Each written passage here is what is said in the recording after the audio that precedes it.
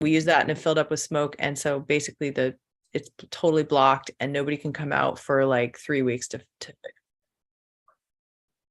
What That's a my pain. story. It's cold in here. Oh my gosh. Oh no. I'm sorry. That sucks. Yeah, it does suck because when you get used to fire as heat, it's so much better than the baseboard heat. Oh God, it's so beautiful. It's like a little bit of sunshine inside your house. Yeah. How are you keeping warm at the moment, Jody? Well, I have to turn on, I only have electrical heat, so I have to turn on the Yeah. baseboards. It's like okay. thousands of dollars every month to heat this house with it's crazy. I have a pellet stove at my house and I love it. Oh yeah, you like the pellet stove? I do. But here, this is the hotel, so it's an electric heated hotel. Well, we are live, Solid Ground, second live stream. Yay. Thank you all for being here.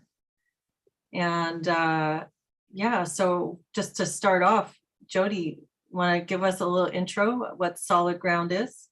Yes, I shall do that. So Solid Ground is a peer support community for people concerned about the imposition of critical social justice, that's AKA woke ideology, and or COVID mandates. We offer online peer support groups through our locals platform, as well as individual consulting. Find out more about us at www.solidgroundsupport.com. Excellent. Yeah, and we had our first week of meetings last week, and I really enjoyed the group that came to my meeting on Friday. That was it was a great conversation, and it was wonderful to meet some new faces and hear some stories, and I hope more people come as we keep going. Me too. I really enjoyed my group last week. So we wanted to kind of have topics to discuss at these live streams, because it's great to have a little bit of a focus. And something really big happened in the news over the past week, and that was what's going on with Dr. Jordan Peterson, and his licensure being under threat due to some things that he has said on social media. And he's been told now by what's the board there in Canada?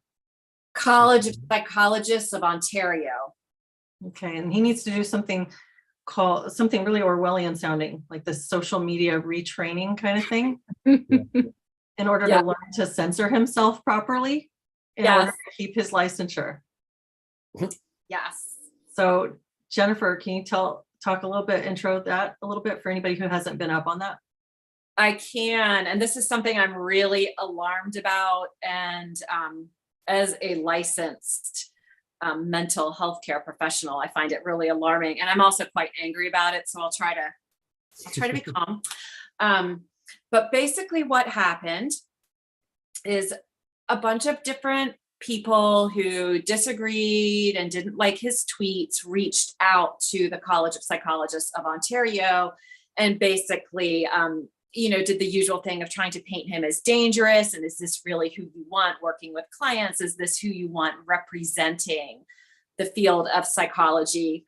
And the College of Psychologists could have just dismissed it as basically nuisance complaints, but instead they chose to investigate and then to demand that he attend a series of one-on-one coaching sessions, during which time he is to be coached on the proper use of social media, and he's to pay something like $225 an hour for these coaching sessions. And a report is to be rendered to the board,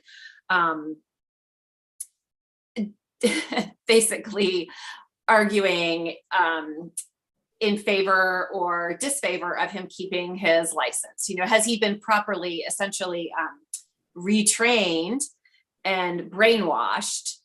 And I think I read something that also said that he's supposed to sign something to say that maybe he wasn't acting in the best professional capacity or something. Maybe his tweets were, a bit objectionable. He's supposed to acknowledge that. And if he refuses to do it, then they'll call him to attend the training. They'll call him before a tribunal and they may pull his license. And so he's not planning on attending the training if it's possible to avoid that. And he is going ahead with legal action against the College of Psychologists. Wasn't there one tweet in particular? Sorry, I don't know if you mentioned it. I was trying to pull up the live stream on a different screen. Wasn't there one particular tweet? It was about Ellen Page, or now Elliot Page. Mhm. Elliot Page, Right. he tweeted that Elliot Page just had her breasts removed by a criminal physician. That was one of several tweets. Oh, okay, so there were a bunch of tweets. It wasn't just that one. Mhm. Correct. Some of the others, if you guys remember the Sports Mhm. Illustrated cover that had the sort of medically obese woman on the front, and he wrote in response to that, "Sorry, not beautiful, and no amount of authoritarian tolerance is going to change that." Yeah. Truth. I thought it was quite funny. But that was one of the ones that was strongly objected to. And then his criticism of Justin Trudeau was also objected to. And also he had made some comments about dropping the mask mandates and opening businesses and getting back to life as normal. And so people use these tweets to say that he's spreading misinformation, is endangering people, et cetera, et cetera. So one thing that I'm wondering, like when they're assigning some social media coach to teach him the proper way, this implies that there is a proper way and that there's somewhere where these rules are written that everybody should be able to see. And is that established? Do they have something like that for their licensing body, like a social media, you must follow these things, or is this being made up on the fly in order to capture people who are saying things that they don't like? That's a really good question. There is something very vague, I think, written, and I think it's deliberately vague so that one can use a person's public statements against them. I can't remember what it is, but it's something. Oh, I wish I could. Harmful to hateful speech, or harmful to others, or misinformation. Oh God, something about professional, I don't know, how you being conscious about how you're presenting yourself on something, social media or something. I can't quite remember, but it's quite vague.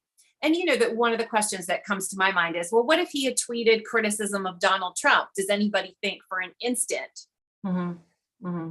that he would be having his license under threat because of that? Yeah. I don't though. I saw a comment that he made about that all of the things that he's in trouble for are explicitly for disagreeing with leftist partisan politics. And so, his centrist position on things, or even sometimes conservative position on things, is what's being called out, not his speaking out about his opinions. I think that's exactly right. They're after him for wrong thing. Yeah. And I think that the College of Psychologists is, I suspect that they are trying to send a message to other licensed psychologists in order to silence dissent and discourage people from expressing opinions contrary to the prevalent ideology. But I think it goes further than just psychologists and people in the mental health field. I think any licensed professional should be really concerned about this, because their licensing board could come after them similarly. If people start thinking that they have to have a certain political opinion in order to be certified by a licensing body, then the amount of people in these areas who are practitioners is just going to completely be decimated, isn't it? Yeah. You think so? I think some people would be like totally on board and be like, or either totally on board, like, yeah, this is right, or okay, this isn't right, but I really want to be a psychologist, so I'll just go along with it. Like not, I don't know. I imagine there's people out there who don't care. This is one of the reasons this started occurring to me during my second year of counselor training that there were aspects of the ethics code that seemed like they'd been captured by the same ideology that I was objecting to in the teachings. And I started to wonder, is there a future for me with a license? I don't know if there is. And as I kept going, of course, eventually I got to the point where I was like, yeah, definitely not. I'm definitely not interested in that. And I see the license as it's a bill of goods that you're receiving, but it's both entitlements and encumbrances, right? It's like things that you are receiving, but also obligations that you have based on this. And I think that the scale is tipping quite a bit towards the responsibility end at this point. I'm not sure that the goods that you receive for, I mean, what are the pros and cons of licensure? We could run them down. There's a lot on the pros column. What are those pros? Yeah, jobs. A lot of people will, if you're working for an institution, they want to only hire licensed and through a certain board, right? Mhm. Absolutely correct. Yeah. Insurance, maybe? Billing insurance. Yeah. That's a huge one. And most people really do want their services covered by their insurance for understandable reasons. And you can't bill insurance if you're not licensed. Mhm. So that's a huge one. And I mean, when it comes to, say, a medical license, some states can't practice medicine without an actual license. So that really has you hamstrung. So doctors that have questioned things like, is the vaccine more helpful than it is harmful, have been under threat with their licenses as well. Which at least I disagree with that, but at least in that case, you can make the argument that what they're saying is related to their medical practice. I don't think that anything that Jordan Peterson said was remotely related to him being a competent psychologist. These were strictly his personal opinions that people disagreed with and tried to punish him for having. Mm-hmm. And this is what we see a lot with people who are woke, is this kind of intolerance where they can't allow other people to simply disagree with them. They have to they feel compelled to go after the person and try to destroy their livelihood. I find so unsettling. That would not occur to me, to go after somebody who posted something I disagree with and reach out to their employer or, God forbid, their licensing board and say, do you really want this person representing you? It would never occur to me. That's one of those things that's been happening more or since we've had social media over the past, couple of decades now, where employers are looking at your Facebook posts and your lifestyle in order to know if you're the kind of person they want. And so there's been it's been a huge question for this generation, right? Like how do we navigate this? How do we have a public sort of, is it quasi-private / public persona that you're presenting on social media? And what does that mean for the rest of you? It's a new problem that we haven't had before, because you didn't even have the capacity to blast your opinion to that many people before the advent of Facebook and Twitter and stuff. So it is a really interesting question.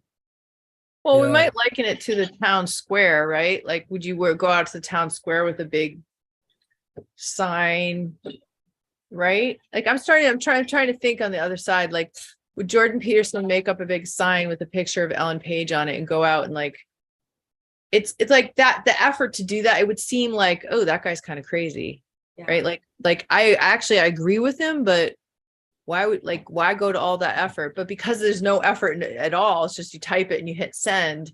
Yeah. So in a way, it's like, I mean, I don't know. I always try to see what the other side, what their argument is. And I don't think there's no argument for behaving unprofessionally. I mean, lawyers there's a clause in the ethics code or the bar, I'm not sure where, for not only professional misconduct, but personal misconduct. So lawyers who have posted certain things on social media that are like quasi legal, or done things in their private lives, like illegal acts, like, I don't know, hiring a prostitute or doing something highly unethical, have been brought before the boards and I believe lost their licenses or had suspended licenses, I think. So it's not out of the realm. Like there is never, it's not that a practicing psychologist should never lose their license for personal behavior. It's just, where is the line on that? And social media makes that a lot more complicated, I think. So like, and you could argue if he's making tweets about Ellen/Elliot Page, then maybe somebody could say, well, he's not going to do the gender affirming care thing. Obviously, he doesn't believe in that. And it's like, well, then that's another question. Now you're talking about gender affirming. Now you're talking about treatment, right, Jen? Like you were saying, has That's nothing. the exact argument that somebody made, that him posting that suggested that he would not follow affirmative care guidelines. And no, he wouldn't follow affirmative care guidelines if he were to treat somebody. And he's not seeing private clients currently, as far as I know, because he's far too busy with other things. But in his interview with the detransitioner, Chloe Cole, he talked about how it's not really a therapist's job to automatically affirm their clients. The job of the therapist is to help clients explore and understand themselves, understand potential consequences of their actions, to help them think things through. So, the idea that you must automatically affirm your clients, in this case, I think could lead to much greater harm. We're hearing about people who have been given hormones after one conversation with a therapist or doctor, which I think is scary. But, to me, this kind of leads to the question, when you enter particular professions, do you give up your right to express your opinion publicly? And if so, then the public square, which is what social media really has become, it's the modern public square, to only certain people have access to the public square. Well, I think that's a great question. Yeah, I don't think that should be the case. I don't feel like when I became a licensed clinical social worker that I gave up my right to express my opinion. And if there's a public forum and I wish to express it there, I feel like I still retain that right. Mm-hmm. And yet there is this whole idea of group membership. And it's like, if you want to, and I'm just kind of playing devil's advocate here, but if you are going to join X group and wear their insignia, Mm-hmm. Does that group have the right to take their insignia back if you're not representing them the way that they want to be represented? And it's sort of like a free market concept, right? Like if you don't like adhering to the rules of this group, you don't have to belong to that group. And what happens when that group is so powerful, right? Like when it's the only group in town, right? The only group the insurers recognize. It's the only group that can bestow that amount of credibility. If we're truly have a free marketplace, there should be other licensing groups competing with each other, and the client can choose, oh, well, I think this person's more credible because I've this licensing board, I agree with their philosophy of treatment or whatever. Right. Yeah, that's a good point. And a truly free market, the practitioner would have options. See, I think the licensing board has the right to govern what we do within our professional capacity. But I don't think that expressing a public opinion is, that's not what goes on. You're not providing therapy via expressing and on social media. So that's where I draw the line with that. Just broadening it out a little bit, even there was, after the Queen passed in this country, there was a radio DJ who's an ex-footballer, and he made some comments on Twitter on his personal account about the fact that he was a black guy, and he was like, why are we mourning the loss of this person who persecuted this many people? It was, he made quite a generalization and something that I don't think a lot of people would necessarily agreed with, but he made that post, and then the radio corporation actually banned him for a couple of weeks while they investigated what had happened, I think. It just looked to me like a company or an employer not knowing what to do, not knowing how to kind of to manage the fact that they were also on the same town square, if you like, as this individual, as this employee, and they just decided to ban him and try and save face. And somehow they felt that because an employee had said something, that somehow would come back to sort of like make a point about them as an organization. And I think that was a line in the sand when I was thinking, no, we don't want organizations to be saying as soon as you become an employee, you all have to think the same way as us. So yeah. Right.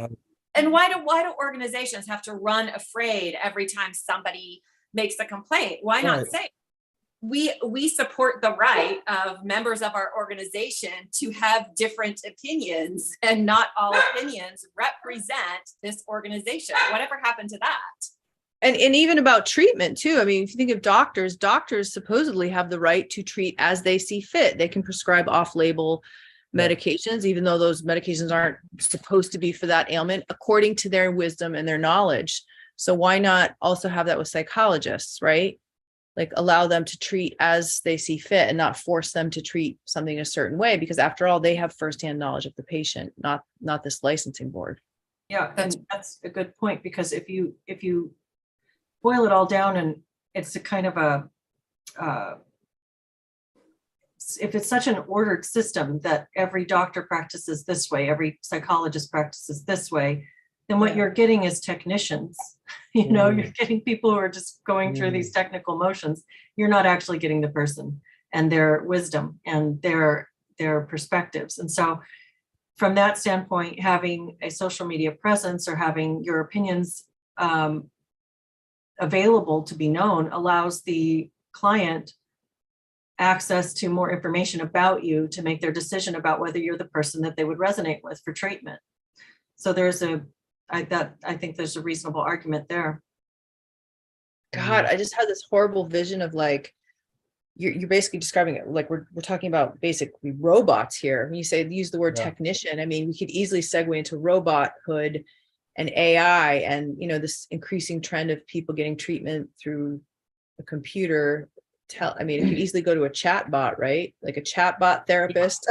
Well, this is something that in my counseling program that I've, the graduate program that I've spent a lot of time criticizing for specific things. I've criticized specific elements of this program, but I haven't really talked very much about the fact that I feel like things are going that direction. And that was another thing that was disturbing to me about the study of this. The process of diagnosis and treatment is becoming increasingly regimented into these sort of insurance-friendly bits and chunks. And so the entire thing is becoming very standardized. And I do feel like there's a heavy technical element to it, where you feel like you're being trained as a technician in order to implement this series of protocols on people. And that, I find that pretty disturbing. And that this whole like social media retraining process, it seems like an extension of that. You are not, Dr. Peterson, number 2232, you malfunction. Alert. Yeah. Does this mean, are we thinking that people in Ontario, is it just Ontario that this body covers, or is it Canada more widely? Is it just? I think in Canada they do it they do licensing by province, if I'm not mistaken. Okay. But the people in Ontario, how many people are going, okay, so can I now go faithfully to a psychologist and know that I can have an open conversation about things, about what there is no. No. Yeah. And Jordan Peterson pointed that out too, that this drastically impacts the relationship between professionals and clients, because your professional is now likely fearing for his or her license. And there are options that they are hindered from discussing without fear of licensure. And, the same thing in the United States. There's multiple states here now where you are, as a therapist, required to affirm your client's gender identity, which means you can't have an exploration of why is this person struggling in their body. Maybe they're an adolescent and they're going through the normal adolescent discomfort and self-consciousness that most people experience. you have to, like you said, be a technician, you know, I am your therapist, I affirm you. Instead, what's making you anxious? And that is to me, making you anxious. My robot therapist is making me anxious. Yeah. I want to take a minute to acknowledge the chat. We've had some good comments in here. Here's so Friar Pessel says, thank you for discussing this. Mantis Vilunas. Oh no, he called someone not thin, the horror. Chris Freestone says, can't criticize Justin or he sends his dogs after you. I know this firsthand. That sounds like there's a story there, Chris. Friar Pestle says, K-CREP is already captured, therefore so is licensure and so is the profession. And I kind of have to agree that I think that's how I'm reading it as well. CNY photo video says, hello everyone, hello. Ellie Fernando says hello. And hi Ellie, hi CNY. Byzantine Ladybug, I don't think any medical licensing boards should be influenced by political movements or ideation. Medical licensing boards should have a narrow scope and need to stay in their lane. That sounds like what Jennifer's saying here. I agree with that. I agree, absolutely. And then Chris Freestone says malicious context. Who decides what that is? Is that what he was accused of, that phrase, malicious context? Oh, I don't know. Interesting. Yeah, I'm not sure where that phrase comes from. Maybe it's what he's being accused of. CNY photo video says we all have far too much personal and professional information floating around on social media. If you don't stick to the narrative, you get corrected, not the normal state of human interaction. Yeah, I agree. Byzantine Ladybug, I really like that name. We have basic human rights, including freedom of speech and religion. Chris Freestone, I wish we had a first and second here in Canada, but we don't. Oh, amendment rights, yeah. Yeah. Byzantine Ladybug, basically the direction we are going, many religious individuals will not be able to seek help without fear of being harmed by indoctrinated professionals. That in and of itself is a violation. And then John Galler says, affirmation confirmed, beep, beep. Yeah, some really good contributions. Thanks y'all for being in the chat. Yeah, this is a scary topic, I think. Somebody I know suggested, I sent her your video, Leslie. It's a psychotherapist in my area where I live, and she watched it and she said that it's horrifying. And that's why we need more alternative schools, like alternative mental health counseling curriculums in schools. But if we're running up against this licensing problem, which increasingly looks like we're going to have a serious problem here, and we already are with the COVID stuff and the medical doctors, then what school you go to doesn't matter. The education, if you can't get licensed without agreeing to these terms and conditions. Yeah, that's my sense of it as well. I mean, I like I said, I was concerned with the way my school was teaching things, but as I looked out at the ethics boards and the licensing boards, I saw the same shades. I saw those same issues there as well. And my sense is that some schools may be at the vanguard of this, where you're seeing it a little bit more overtly, and you can't skirt it.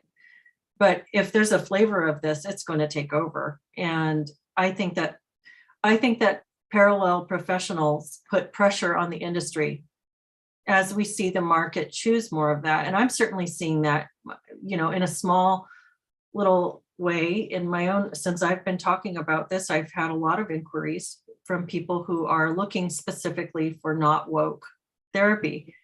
And if the licensing is woke and the requirements are woke, to just keep using that word over and over again, then I think we're going to see a push the other direction for people to seek something that's not that. Yeah. Hopefully they won't come after this ominous capital T, won't come after the coaching industry and try to professionalize that and make that into a license. I'm sure that they will. Yeah, they probably eventually, as more of the market share goes over to coaches, they'll try to license that, and then we'll have to think of another name. Start mentor. Yeah. Professional friend. Yeah. guide. human being, non-autonomous human being. Yeah. Yeah, it is alarming though. Jennifer, have you thought about what this means for you? Oh, yes. I mean, I've been thinking about it before this, but because I know several people who were investigated by their licensing boards for their opinions, which were quite mild on social media. So yeah, I think it's something I do think about. I don't have any intention of being silenced. But yeah, it's a concern for any licensed professional. Even so, this is odd. Even realtors. There was something passed for realtors where if they said something, even in the privacy of their own home, and it was reported, that they could lose their realtor license. So if they questioned any of the, critical race theory or What? gender theory, yes. Really? Yes. What does Wow, that have that's to do with real estate? Because the idea is that then you would discriminate in housing. Well, So- that's one way to win an argument, right? Like if you're getting a fight with your spouse and you're really pissed, you can call the anonymous real estate That's right. hotline. Well, and if you have Alexa, maybe it's already calling for you. All right.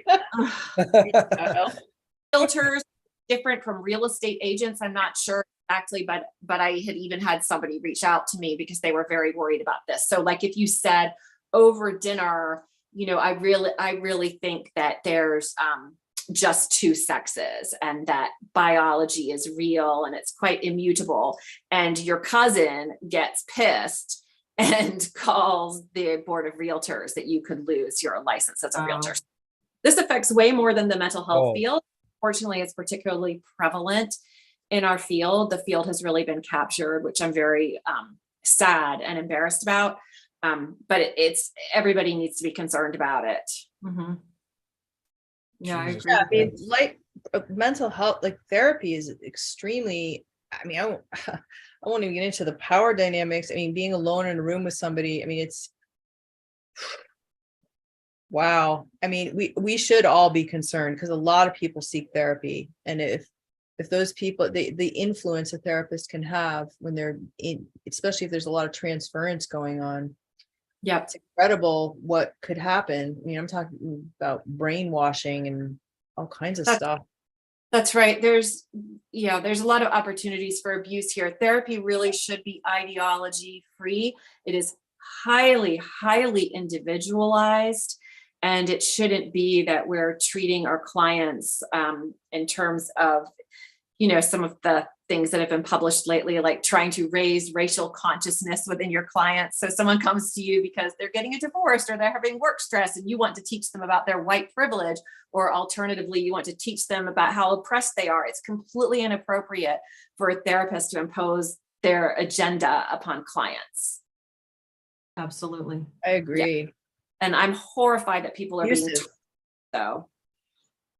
Yeah, and it seems like this social media thing. I'm seeing tons of like these clips of people who are licensed therapists who are promoting what I think are pretty extreme positions in terms of exactly that, like the racial and the gender stuff. And I keep thinking, I can't believe this is a licensed therapist who's saying this stuff, because it's very biased. It's not neutral at all. And I'm not seeing, although who knows, I'm assuming these people are not getting in trouble for their views. Maybe they are, but I'm assuming not. And then I think assuming safely. And what people should remember, the people who like all this now, you never know when the tides may turn. Do you want this? Do you want your speech restricted? Do you want to be told to impose an ideology you disagree with upon your clients? I don't think so. And all that said, what should we be doing? I mean, should is a big word, right? But what's the right way to use social media? What is the most appropriate use of it? And I don't use it much. I don't have a Facebook. I used to use Instagram, but it's been a while since I've used that. It's been a couple of years. I started a Twitter account this fall that I don't use very much. I've played with it a little bit. One thing recently, like last week, I said something that was a little bit more opinionated. And I quickly had somebody in there saying, you shouldn't say this sort of thing. You should, you've got to keep your image clean. Oh, yeah. Did you see that? We should talk, Leslie. And I thought it was not, I was like, that's nice. That's a person who's coming from a place of obviously trying to be, it was sort of a caretaking gesture to say, look, watch out, you're getting too opinionated. Is it compassionate? Is it a place of compassion? I don't know. I don't know. Well, what do you think? What do you think, David? Oh, yeah. I don't know. I think moral busybodies have taken over a little bit. I think they want you to preserve their image of you. Yeah. That's what I think. And they're disappointed. Like, oh no, she's not the way I thought. Right. She doesn't fit the box that I created around her. Yeah. Mm-hmm. Yeah, that's a good point. That's my 2 cents. No, I think you're right. As soon as I started questioning a few things on my course, there were people who came and spoke to me afterwards, and they said there were a few people asking me about you because they knew me a bit more, and they were saying, I was saying to them, no, he's not like that. He's not like that. And I thought, are you like that? Are you racist? Yeah. What, for criticizing some anti-racist ideas? No, not necessarily. But yeah, it probably is this idea that you've really turned to the dark side. What, can I ask a question? Do we know what's happening with Jordan Peterson? Does he? Because I thought I saw a tweet of something saying that he might record the training, or he said something like, I may go along with this if you allow me recording equipment. I mean, obviously that probably isn't going to happen, but Sorry. Go ahead. Oh, he says he doesn't intend to go, but I guess if they force it, he's going, and he wants to record it and post all of his retraining online so that people can witness the official attempts to reorder his thinking. Comedy show. that would be so much fun, wouldn't it? It would be really fun. And then people could remix it and put rap over it, like songs and music. Oh, So cool. That's brilliant. And I know somebody who could do that. Yeah, there's someone I know who does a bit of rapping. Oh yeah. The best rapper ever. Yeah. Oh my God. Yeah. I'm a big fan of Jordan Peterson. And I sometimes I have seen his stuff, some of the tweets that he's been called out for, and it makes me cringe just a little bit because they're pretty harsh.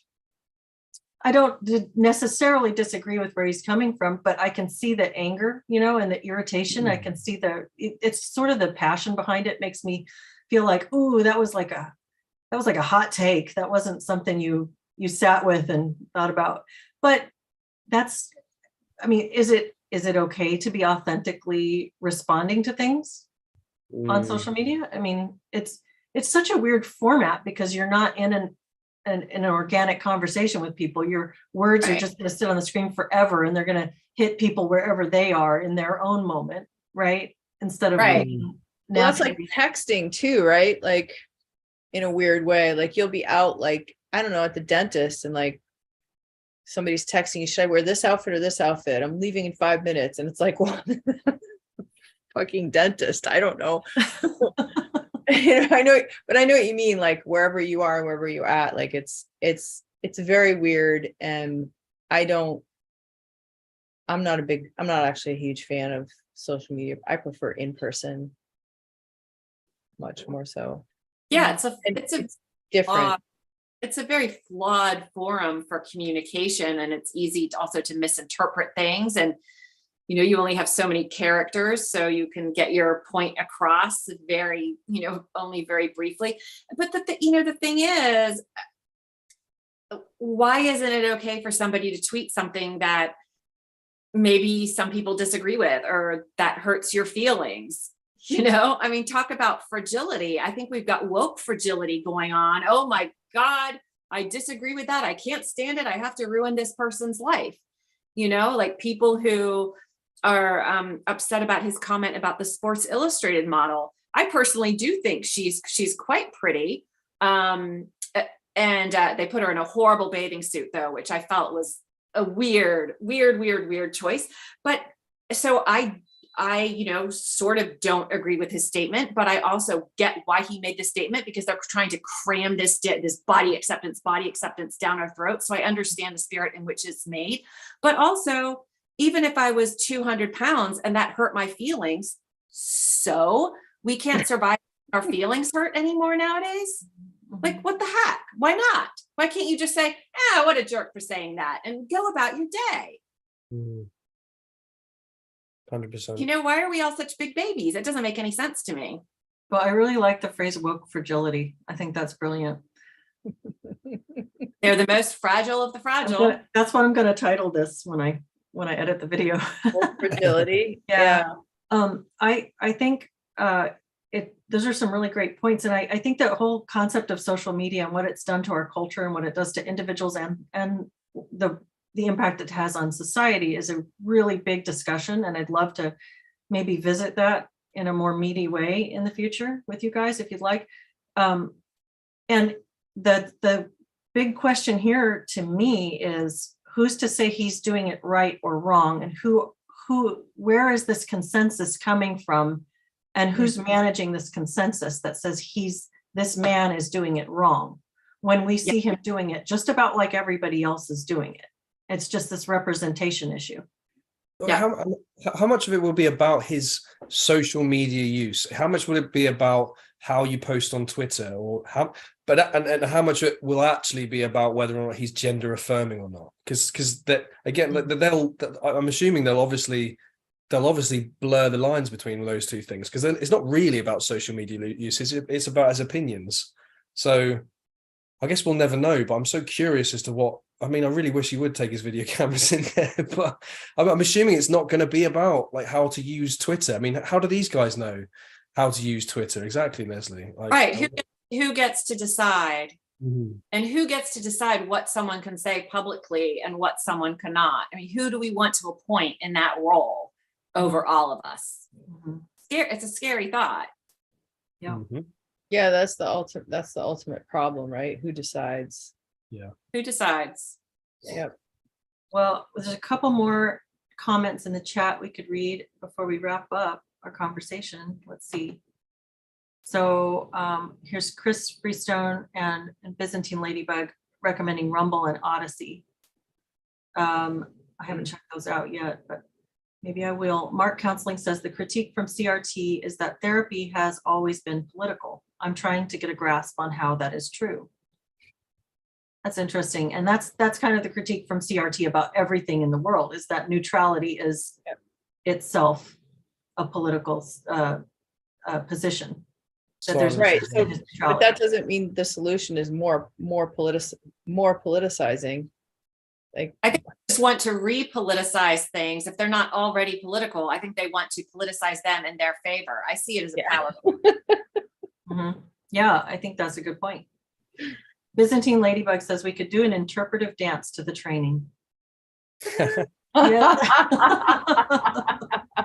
Show me your fragility in dance. Yeah. Mark Counseling says Peterson is almost as emotional as he is brilliant, real person. And I think that's fair. I think that's true. CNY Photo Video says not only social media, it is often hard to get friends and relatives to speak on the phone. There seems to be a comfort wall behind texting, etc. Which, in my opinion, increases our fragility. Yeah. Makes us more emotionally fragile. The less contact we have with real, when we're hiding. It's a problem in my mind. It's strange because it buffers us a little bit at the same time as it like enables, makes us more aggressive. Yeah. Right. Yeah. Yeah. Jennifer, you were going to say something. I think I jumped over you. No, I was just saying that's interesting. Right. So Flash White says he was sacked from the BBC for racist comments. Is that Peterson?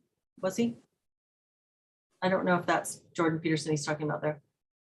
I don't know. Prior Pessel says, I see a lot of cluster B type cognitive distortions among the vanguard of this movement. Oh, yes. I And fully agree with that. And Josh Slocum on Disaffected does a great idea or a great job of exploring that idea. Yeah. This cluster B in action. Mhm. See, Emma Louie says some academics and lawyers sat around and said, let's make an actual cult. CNY photo video AI decides often. Yeah, on what's appropriate. I suppose so. Chris Freestone says a lot of people say things on the internet they wouldn't dare say to your face. That's part of the problem. Mhm. Yeah. And then Byzantine Ladybug says overly fragile equals no resilience. Yep, absolutely. Mm-hmm. Yeah, thanks to everyone who's been in the chat today. Thank you for all your good contributions. And this will be interesting to see how this plays out. I hope he stands firm. Yeah. I think so. I think the College of Psychologists thinks that they're going to make an example of him, but I think he's going to make an example of them. Good. Yeah, they messed with the wrong. Yeah. Yeah, I hope you're right. I think so too. And thank you all for a great conversation around this. Yeah. Don't forget to check us out at solidgroundsupport.com. Yep. For your peer support groups. Jennifer's got her group in about 10 minutes if you're looking for more conversation. All right. Thank you, Bye. Leslie. Yeah.